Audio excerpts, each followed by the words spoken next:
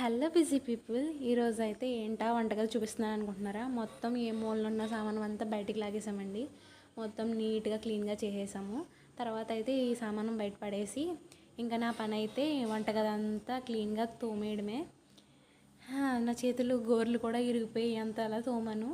మొత్తం జిడ్డు పట్టేస్తుంది కదా, ఇంకా అందుకు గట్టిగా తోమవలసి వచ్చింది. ఫస్ట్ ఆడవాళ్ళకైతే ఇంట్లో ఏది నీట్గా ఉండకపోయినా కిచెన్ అయితే నీట్గా ఉండాలి, లేకపోతే వాళ్ళకి ఫ్రస్ట్రేషన్ వచ్చేస్తుంది. ఎక్కువగా వంటగదిలో వాళ్ళే టైం స్పెండ్ చేస్తారు కాబట్టి. సో ఇంతలా క్లీన్గా చేసేసాము. చూడండి, పండగ ముందు పనులంటే ఇలాగే ఉంటాయి. పాపం ఇంట్లో ఆడవాళ్ళు ఒక్కరే ఉంటే ఒక్కరే చేసుకోవాలి. మాలాంటి వాళ్ళు ఉంటే హెల్ప్ చేయటానికి బాగుంటుంది. ఈ సామాను అంతా కడిగేసి టెర్రస్ మీద ఆరబెట్టేసాము. నెక్స్ట్ డే అయితే తీసుకొచ్చి తుడిసేసి ఇంకా మా మమ్మీ అందులో సరుకులు అవి వేసేసి నీట్గా సర్దేశారు.